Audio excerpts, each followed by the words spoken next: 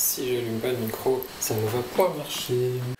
Nouvelle vidéo avec des photos de produits. Aujourd'hui, on se retrouve... Je danse avec mes mains, je sais même pas pourquoi là. Aujourd'hui, je me suis dit que j'allais vous faire un truc que vous pouvez tous refaire chez vous.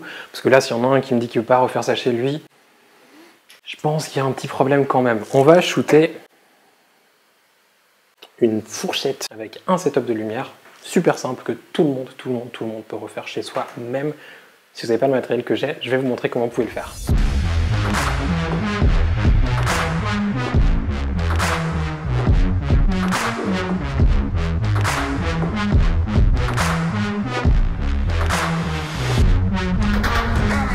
Ce dont vous allez avoir besoin aujourd'hui, vous allez voir, c'est vraiment pas grand chose. Un flash, si vous avez une lumière continue, ça marchera aussi. Et l'autre chose que vous aurez besoin d'avoir, c'est une fourchette et éventuellement une couche de diffusion. Et si vous n'avez pas de couche de diffusion, je vous montrerai à la fin un petit hack qui peut éventuellement dépanner dans certains cas. On va commencer par installer le setup. Le setup va pas être très compliqué. J'ai commencé par shooter une fourchette pour faire le setup, vous expliquer comment je le réfléchis. Du moment où on a ce setup qui est en place, on va voir comment on peut développer pour créer d'autres photos avec une autre fourchette ou plusieurs fourchettes. Pour faire un truc un peu plus intéressant que juste un truc posé tout simple. On va attaquer. Premier objet essentiel, une table de salon. Ça, on va mettre comme ça. J'ai pas trop envie de shooter sur une surface qui est du bois. J'ai encore un panneau d'une autre photo que j'ai fait avant. On va employer ça. Je pense que ça peut être intéressant, le contraste du mat avec ce qu'on a qui est brillant. Là, les fourchettes sont très brillantes. Je vais employer ça. Il est un petit peu rayé. On va faire avec. Alors, j'ai pas de gants en coton pour les prendre, donc je vais les prendre délicatement. J'ai quand même un petit chiffon. Si vous avez déjà vu l'autre vidéo où je parlais de la vodka, je vous disais que justement, j'avais pas de gants en coton. Bah, la même chose ici, j'en ai pas. Et par contre, une petite pâte, un petit chiffon qui va me permettre de nettoyer mes couverts, mes services, peu importe comment vous appelez ça, avant de les poser. Parce que si on a des grosses traces de doigts dessus, ça va être un petit peu la merde à retoucher après. D'ailleurs, si la retouche des photos de produits que je fais vous intéresse, je les mettrai en ligne sur Patreon. Il y a les liens juste en dessous dans la description. Comme ça, vous aurez toutes les infos de comment retoucher ce genre de photos aussi. Plutôt que de galérer avec mes gros doigts, on va prendre Capture One, le mode Live View. Et avec le mode Live View, on va replacer notre fourchette là où elle doit être, plutôt que d'ajuster dans le viseur. Pour ça, Capture One, pour faire de la photo de produit, c'est vraiment le truc qui nous sauve. Ceux qui l'utilisent pas, je sais pas comment ils font. Pour moi, c'est genre nécessaire de voir mes produits quand je les shoot en live view, et pas juste pour vous montrer, mais aussi pour moi. Ce que je cherche à faire en fait là, c'est d'avoir une diagonale d'un coin à l'autre. Ça me paraît bien. On va maintenant faire la mise au point, qu'on peut aussi faire depuis Capture One du coup. Ensuite, double-clic sur la fourchette, bien net. Première photo, le flash est éteint, pas de flash. On va contrôler que tout est bien noir. La première photo, c'est important d'avoir cette photo qui est noire totale. C'est notre canevas, on n'a pas de lumière, on peut créer la lumière qu'on veut dessus. Donc là, on n'a absolument rien, on est à f22, ISO 64, 1/2 centième. Il y a de la lumière qui rentre par une fenêtre ici, par une autre là, mais là, on la voit absolument pas du tout. On va utiliser un flash, je vais utiliser le Elinchrom ELC 500. Je vais prendre un autre trépied parce que celui-ci tient absolument pas. Hop. Je prends le 500, j'ai aussi un 125 qu'on va peut-être utiliser d'ailleurs tout à l'heure. Dessus, j'ai mis un bol 18 cm, donc c'est le bol standard de chez Elinchrom. Pas celui pour les parapluies, mais l'autre. On peut mettre des grilles dessus. Ce qui est trop cool, c'est qu'il s'allume du moment où on met le câble dedans si on le règle pour. Et sur le côté, on a les petites lumières pour voir dans quel groupe il se trouve. Première photo, on va faire un truc juste pour voir ce que ça donne. J'ai placé le flash comme ça. Ça donne ça. C'est très moche, vraiment très moche. On va commencer par ajuster la puissance. Là, j'utilise le petit hub Elinchrom qui me permet d'accéder à Elinchrom Studio, et comme ça, ça me permet aussi de modifier la puissance de mon flash à distance. Je vais augmenter déjà ma puissance. On va redéclencher. On va augmenter encore un peu la puissance. On se rappelle qu'on est quand même à f22, donc si vous n'avez pas des flashs qui font la puissance que j'ai là, vous pouvez sans autre ouvrir un peu le diaph ou éventuellement pousser les ISO à condition d'être dans une pièce qui est complètement sombre. Expo qui est plus ou moins valable. Si j'avais voulu gagner du temps, j'aurais pu le déclencher en TTL et ensuite le passer en manuel. J'ai l'application, c'est très bien, je peux déclencher, ajuster, à regarder, ça me va très bien pour ce que je fais. C'est très moche, vraiment très moche. On va essayer de faire un truc qui est joli. Je vais fermer les stores pour qu'on puisse voir la lumière, et ensuite on va en fait utiliser la lampe pilote qu'on a sur le flash pour pouvoir passer tout ça comme il faut, quoi, que ça ressemble à quelque chose. Je pense que mes voisins se posent des questions parce qu'ils voient les stores descendre et monter depuis ce matin comme je vous fais des vidéos. Ça doit être un petit peu chelou. On va utiliser donc la lampe pilote pour placer le flash. Ce que je fais en fait avec la lampe pilote, c'est que je vais donc dévisser ici pour pouvoir bouger verticalement et dévisser pas la torche, pas qu'elle me vienne dans la main, mais en dessous sur le pied, et comme ça je peux la bouger.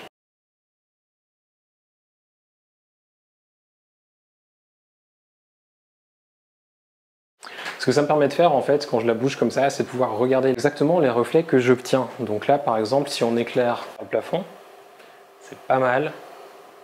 Mais sur cette zone-ci, c'est pas très joli. On va donc essayer de trouver une zone qui est jolie. Donc là, c'est le mur qui est là-bas. Si je bouge vers la plante qui est là-bas, vers le miroir, il y a quelque chose d'intéressant. On va prendre le flash et on va chercher la position qu'on avait tout à l'heure. On va redéclencher. C'est toujours très moche et c'est normal parce qu'on n'a pas du tout ce côté diffus qu'on avait tout à l'heure. Je vais utiliser ici mon magique petit passe-partout avec... Vous l'entendez, une feuille de diffusion au milieu. Pour regarder sur l'écran, vous allez voir les différences. C'est assez dingue. Si je le mets très proche du flash, c'est très moche. Et si je le mets très proche de la fourchette, on commence à voir là, hop, un reflet qui est vraiment très joli. Alors vous voyez que c'est un petit peu la galère avec ce truc, mais on arrive à faire quelque chose. L'idéal, c'est si vous êtes deux, vous avez quelqu'un qui le tient, l'autre qui a juste le flash, et comme ça vous arrivez à trouver un juste milieu. C'est plus simple, plutôt que d'avoir à tenir, si vous avez un diffuseur que vous pouvez poser, que ce soit un rond ou une autre forme, vous pouvez tout à fait le faire. Si vous n'avez pas de diffuseur, vous avez certainement tous du papier à la maison. C'est des papiers A3, exactement la même chose. Alors, le seul problème qu'il y a avec une feuille de papier, c'est que vous aurez peut-être pas forcément quelque chose qui sera blanc pur. Mais vous voyez que là, une feuille de papier A3, tout ce qu'il y a de plus simple, c'est du 80 grammes. Ça marche très bien aussi. Je pourrais tout à fait faire une photo avec ça. Et l'avantage même du papier, c'est que je peux finalement même l'enrouler autour. Donc je pourrais donner des formes. Par exemple là, si je le pose, je peux même faire un effet qui est assez cool au niveau de la prise de vue. Si vous n'avez rien, une jolie petite feuille de papier fera l'affaire. Et comme je vais pas pouvoir déclencher sur mon appareil, j'ai pas le bras assez long, je vais utiliser capture pilote.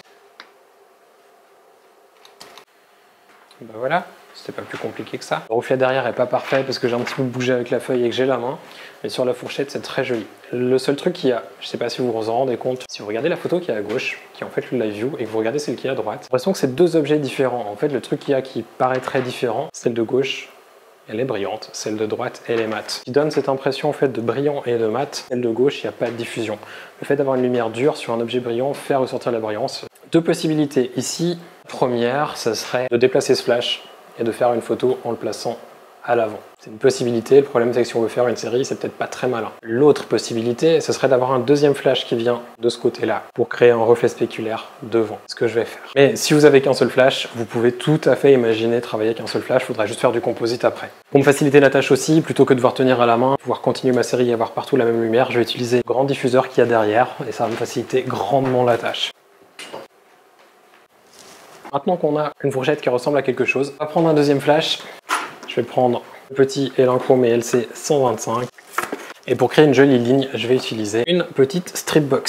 Je le dévisse à l'intérieur pour pouvoir faire pivoter, ce qui est très pratique sur les softbox Elinchrom. Je ne sais pas si vous voyez, mais là du coup sur le côté de la fourchette, on a un point de brillance. On va donc essayer de le placer par là, sauf que j'ai rien comme trépied qui fait cette hauteur là.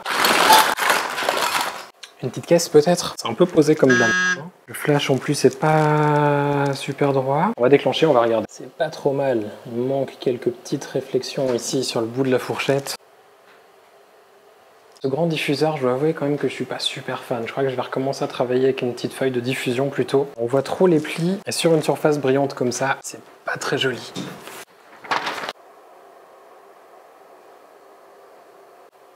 On se rapproche gentiment de quelque chose. Je vais ajuster un peu la puissance du flash qui est derrière, c'est un petit peu fort quand même.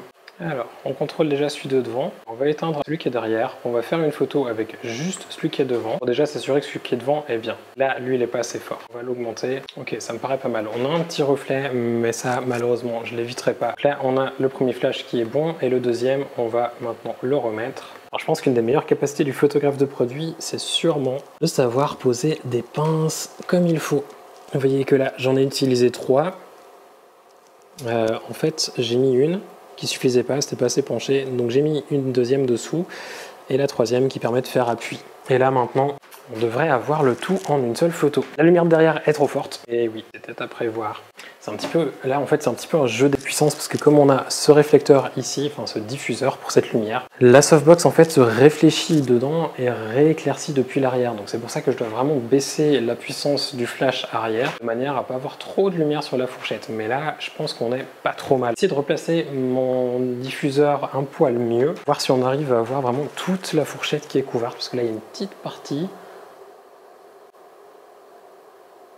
Sur la photo d'avant, on avait vraiment une grosse ligne qu'on a perdu. Et là, on a une photo qui me paraît pas mal. On va encore rajouter une grille, voir si on arrive à juste concentrer le faisceau de lumière et avoir quelque chose de plus dramatique. Quand je parle de grille, je parle de nid d'abeille. C'est ces trucs qui permettent de concentrer le faisceau de lumière. Donc vous voyez que si je la tourne d'un côté, vous voyez plus de lumière. Si je la retourne face à vous, dans l'axe de la lumière, vous voyez la lumière. C'est super pratique pour vraiment créer un faisceau de lumière. J'en ai avec des degrés différents. Je vais commencer par le plus épais, qui est celui qui va finalement concentrer le plus la lumière.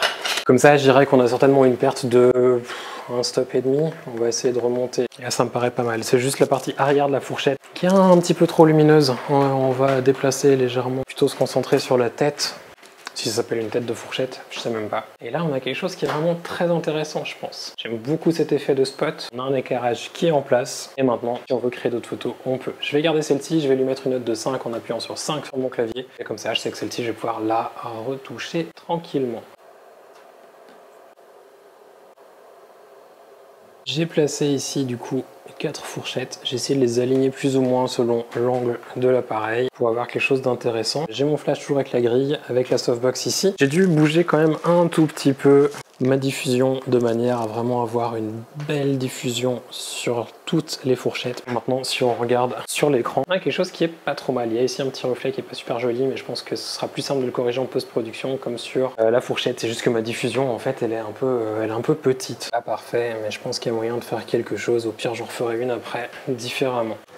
Il y a quelques petits trucs que je vais arranger en post-production et je pense que ça sera un petit peu tout. D'ailleurs, si la post-production vous intéresse, je mettrai tout ça sur Patreon. On en a du coup fini avec ce setup. L'idée d'aujourd'hui, c'est un petit peu de vous montrer en fait le travail sur des matières qui sont brillantes. Le couvert, je pense que c'est un très bon entraînement. Vous avez vu, j'ai pas travaillé avec grand chose. Vous avez même moyen de vous amuser avec une feuille de papier, faire de la diffusion. Si vous avez pas de papier, mais que vous avez du papier pour le four, le papier, comment on appelle ça? Je trouve plus le nom. Enfin bref, le papier de cuisson, le truc un peu blanc-jaune, ça risque, comme le papier que j'ai utilisé avant, de colorer un peu la photo, mais ajuster la balance des blancs et ça devrait quand même le faire. De toute manière, l'idée c'est plus de vous entraîner que de réellement créer des pièces pour votre portfolio, quoique, suivant ce que vous faites, peut-être que vous aurez de quoi mettre dans votre portfolio. Je vais vous refaire d'autres vidéos du genre ces prochains jours, semaines, mois, je sais pas trop, mais je pense que c'est assez cool. Et comme on est enfermé chez nous, autant en profiter et s'amuser à faire ça. Si vous n'êtes pas encore abonné à la chaîne, il y a aussi un petit bouton juste en dessous de la vidéo, comme ça vous pouvez vous abonner, aussi activer la cloche, comme ça vous serez notifié de la sortie des prochaines vidéos. Et en attendant celle-ci, moi il me reste plus qu'à vous souhaiter de passer une toute belle journée. À bientôt. Ciao.